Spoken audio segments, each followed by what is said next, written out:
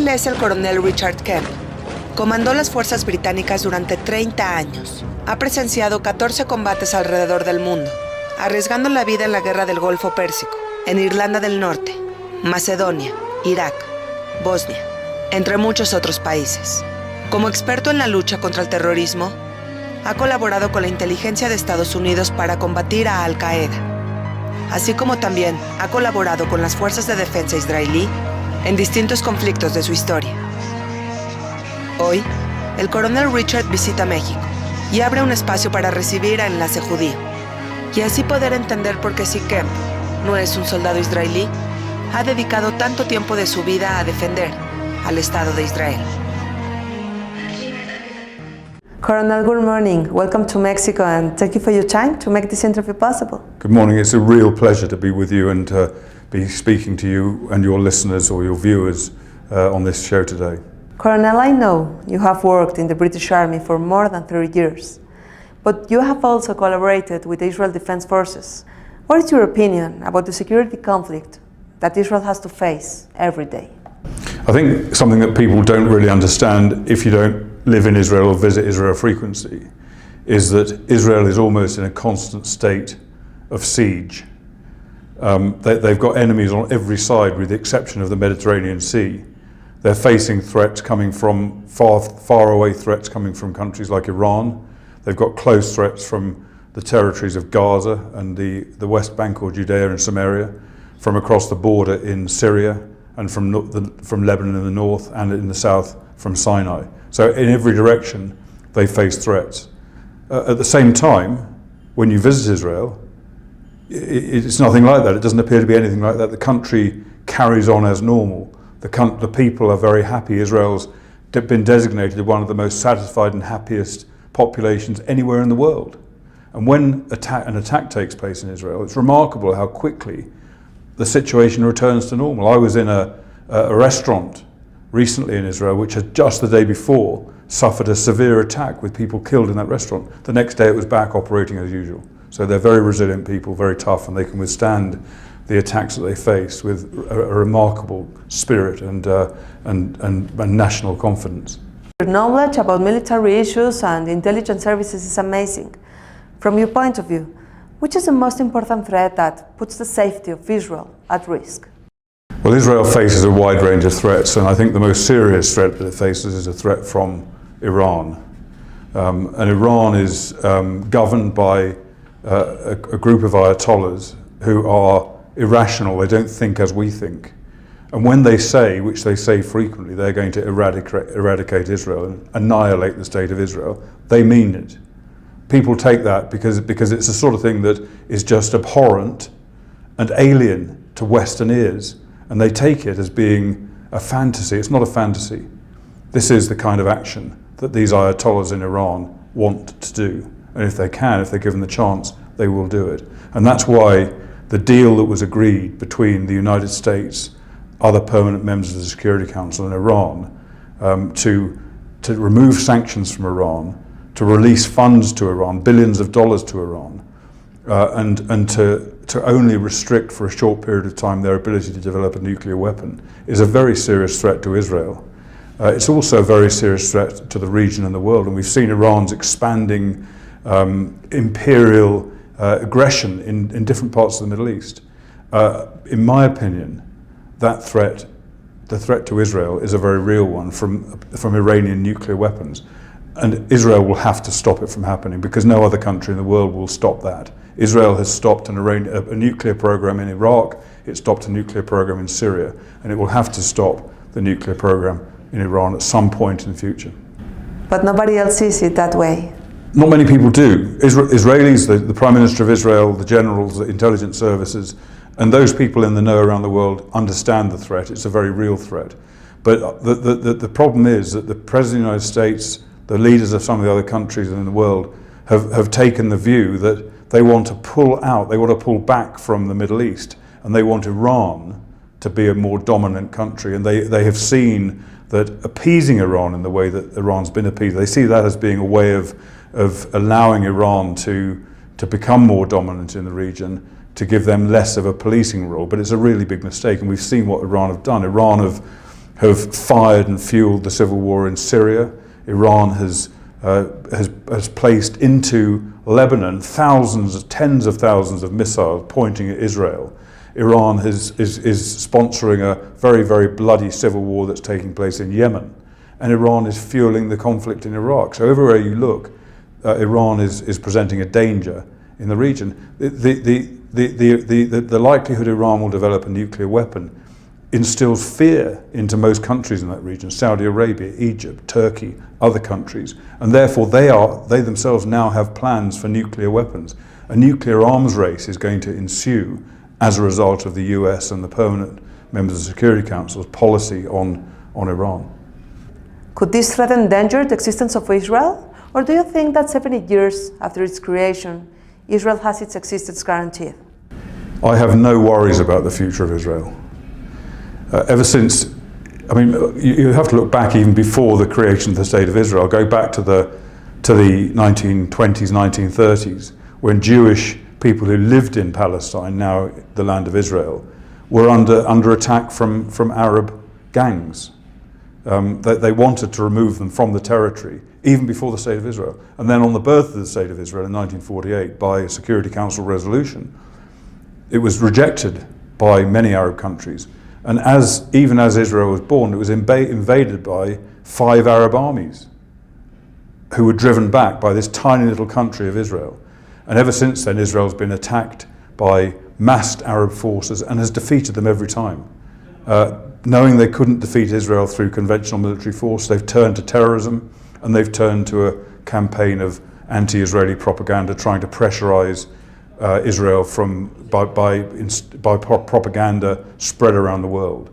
And every single attack that Israel's faced, whether it's a physical attack, whether it's a terrorist attack, whether it's some kind of an attack on a political warfare attack, Israel's resisted it, and I'm confident Israel will continue to resist it. But Israel does need friends in the rest of the world to do that. It needs us to help them. Not necessarily militarily, because militarily they can fend off, I think, anything that faces them. But they do need our help in the broader context of supporting Israel's right to exist. Israel has just as much right to exist as Mexico, Great Britain, or the United States of America. And it's important that those of us who understand these things stand up for Israel and fight off those people who want to undermine the legitimacy of Israel. Yes, Israel has a great army, but there is a war that Israel always loses, the media war.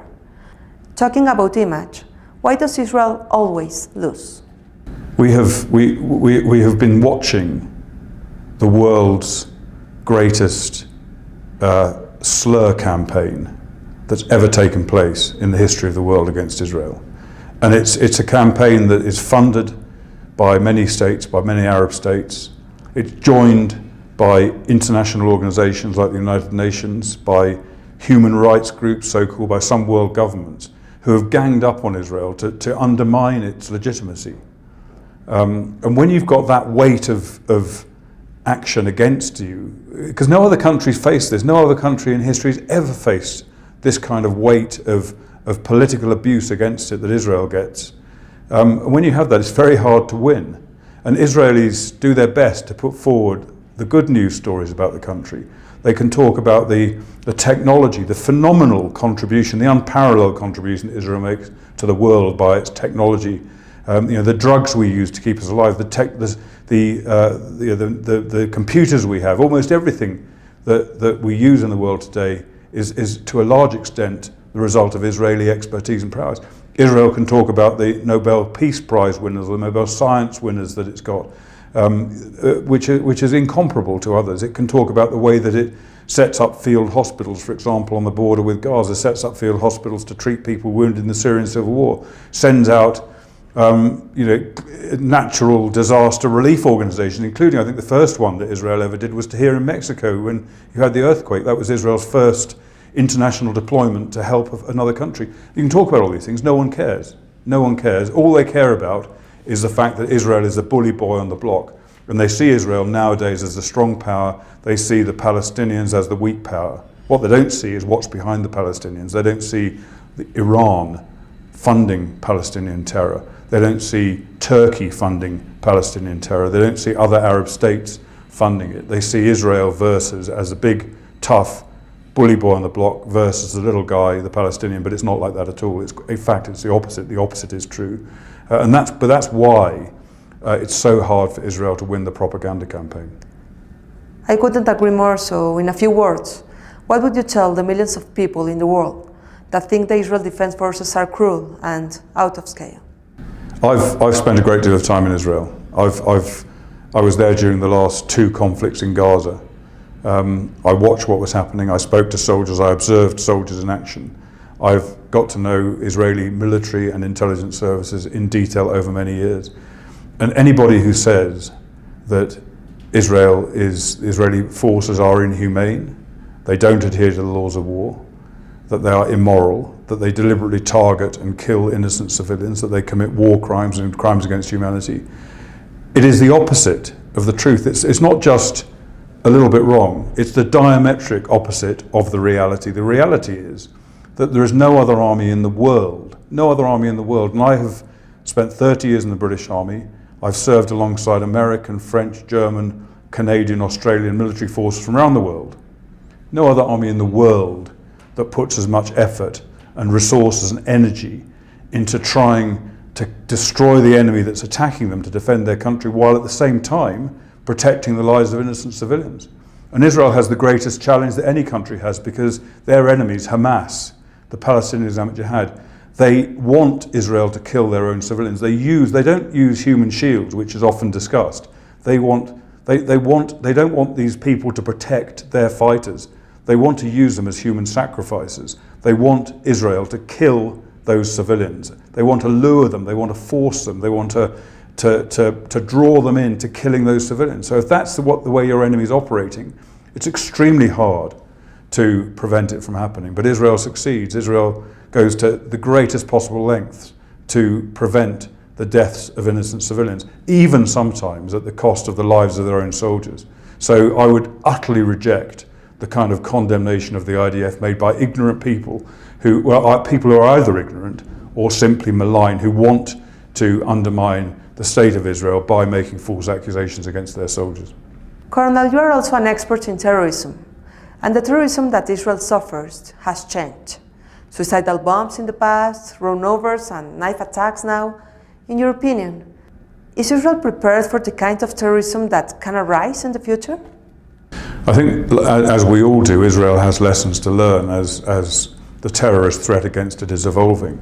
I think it's a mistake to say that the terrorist threat has changed, but I think there are new and different methods used at the same time as the old methods. So, for example, the old form of suicide attack, car bomb or suicide vest strapped to a person, continues to be a threat and continues to be used.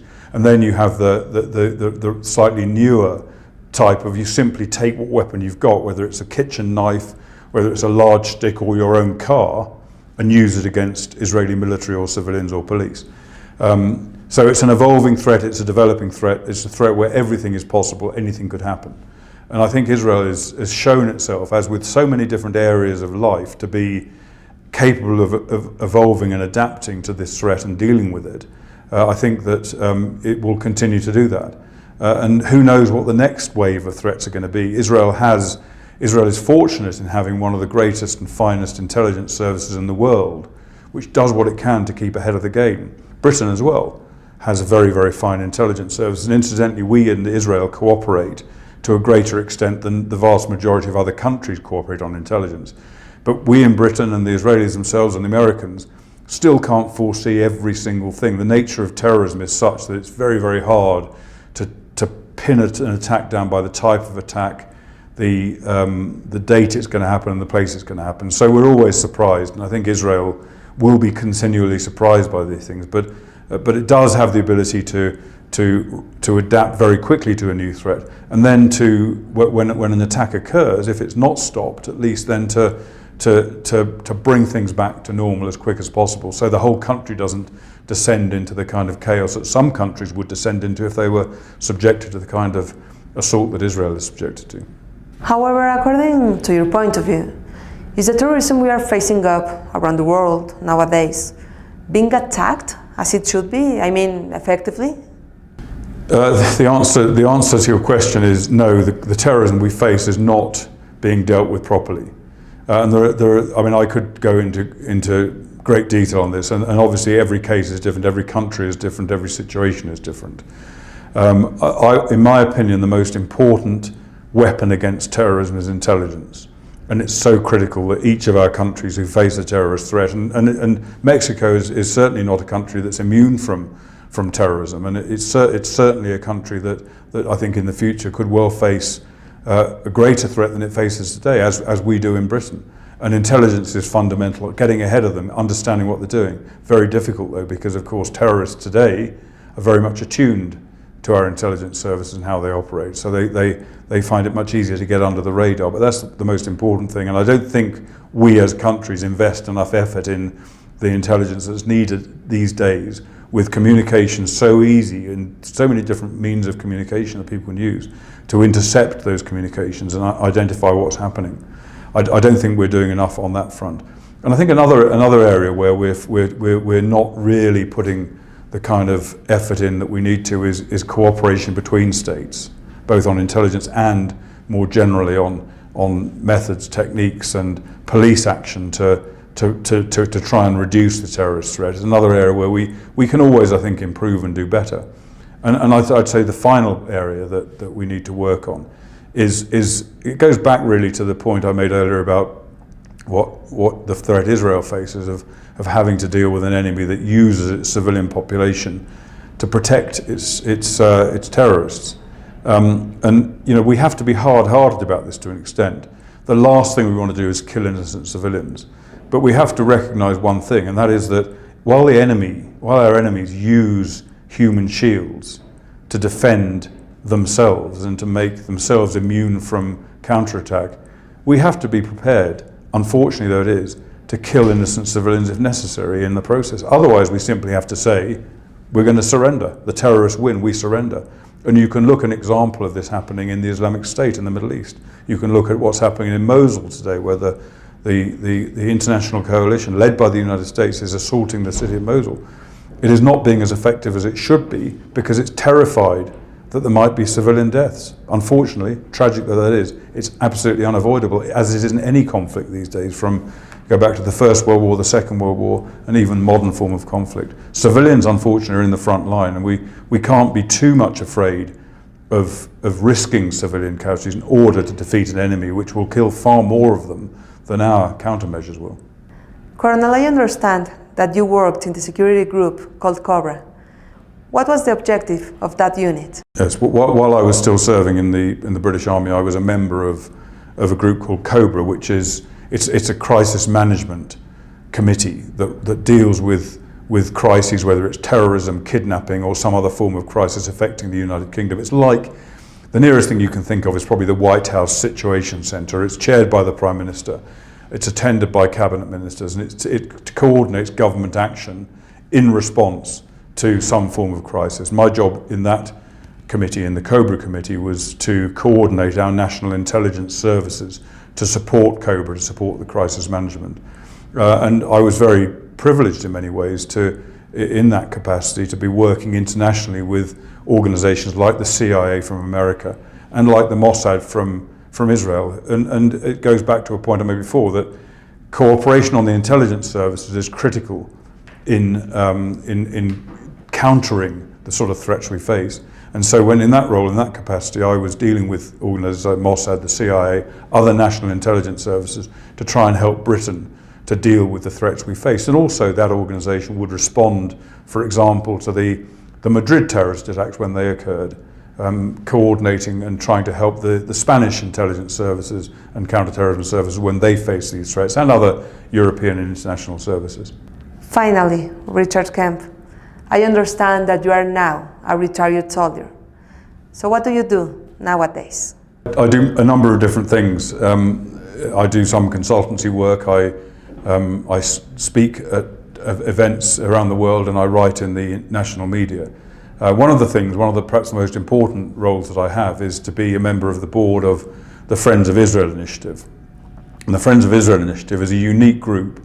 It was formed by the former president of Spain, Jose Maria Aznar, who is still the head of the organization. And it's made up of a number of prominent individuals from around the world, including several former heads of state and government ministers from Latin America and from many other countries around the world, some distinguished business people and historians, numerous people from other walks of life, but mainly at a very high level, who have influence and who are able to point out when governments or organizations are making mistakes in relation to Israel. So perhaps when they don't have the full facts and they're about to make a decision about Israel, whether it be a government decision or United Nations or whatever, then this group can provide them with the information, can advise them where they're perhaps making a mistake.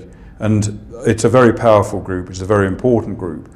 It's a group that I think does a great deal on behalf of the State of Israel. It doesn't work for the State of Israel, it's independent.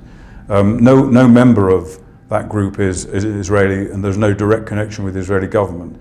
But the members of the group, and Jose Maria Aznar takes the view that, and this is more or less a quote from him, that if Israel goes down, then the rest of the world goes down, because Israel is essentially an outpost of Western democracy. And if we see Israel crushed, then we might as well all give up.